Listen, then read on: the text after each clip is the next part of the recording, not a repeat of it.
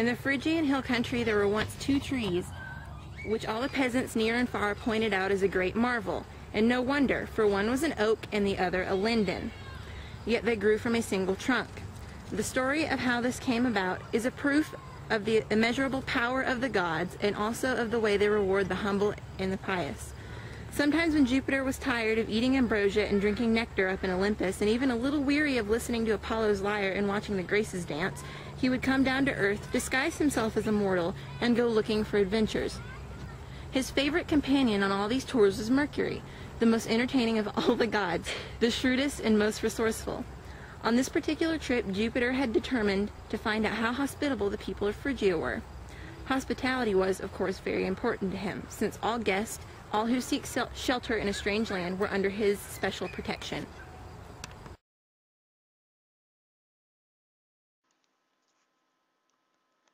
The two gods accordingly took on the appearance of poor wayfarers and wandered through the land, knocking at each lowly hut or great house they came to, and asking for food and a place to rest in. Not one would admit them. Every time they were dismissed insolently, and the door barred against them. They made trial of hundreds. All treated them in the same way. At last they came upon a little hovel of the humblest sort, poorer than any they had yet found, with a roof made only of reeds.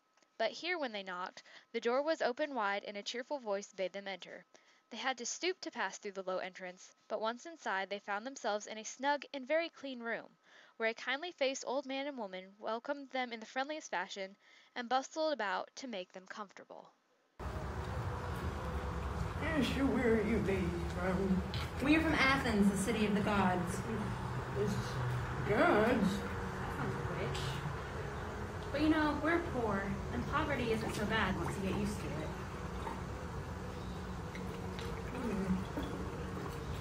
So how does this city of the gods thing work?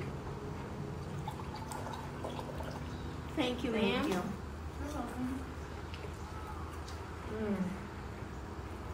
Thanks. We just stuff, but we get used to it. I understand living out here must be a burden on your happiness. It'll make it work sometimes.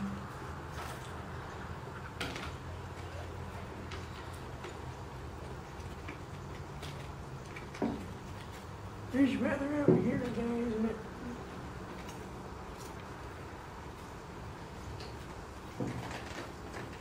There's a storm coming about 1 or 2 days.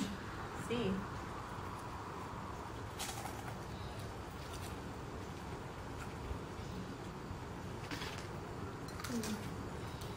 It's quite new.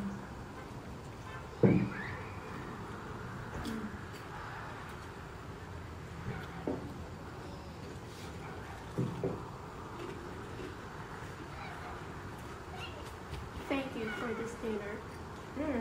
We're very grateful. You're welcome. I mean, it should only be the right thing, just to help out people like us who just have no motivation. Yes, indeed. Did you follow my glass last one? No. So right here.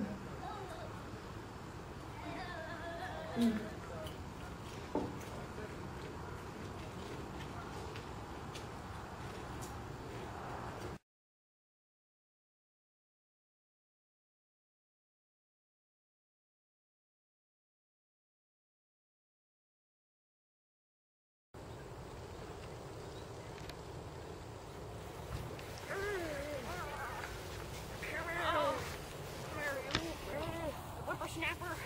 Oh, my hip! Hip! Oh! You're going! Mary, go! Ow! There it is! Ow! Goose! Ow! Oh, come here. It's not working. Ow!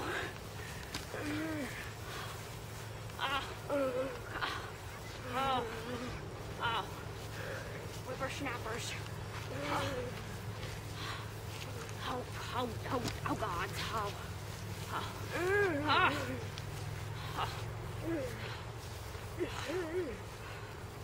Ghost, come on! Slow down! No. It's working. We're so old.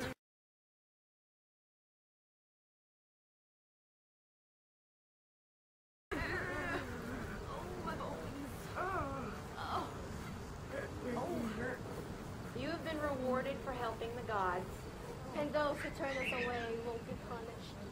This will be reward. Follow me to a new home.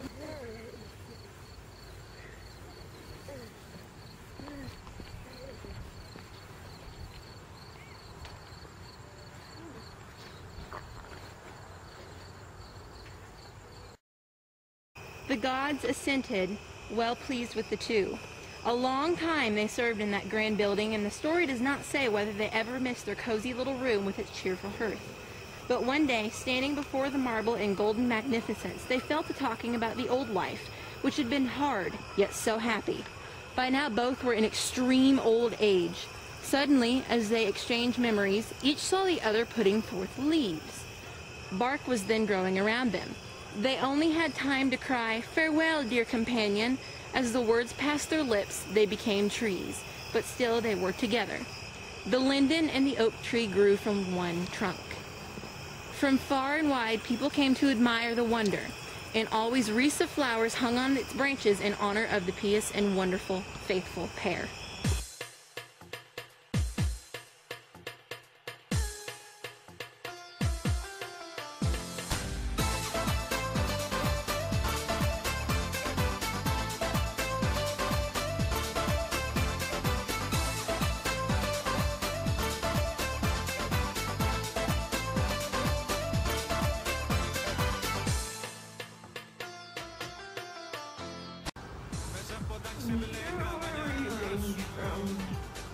We are from Athens.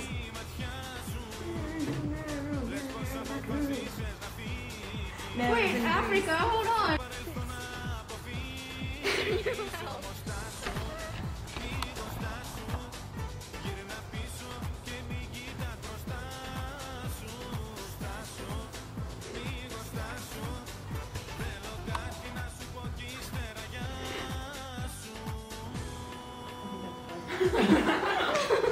Oh my god.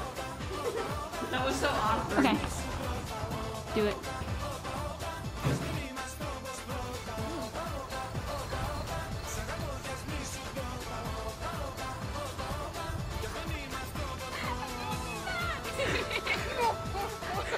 Yes, you look stupid.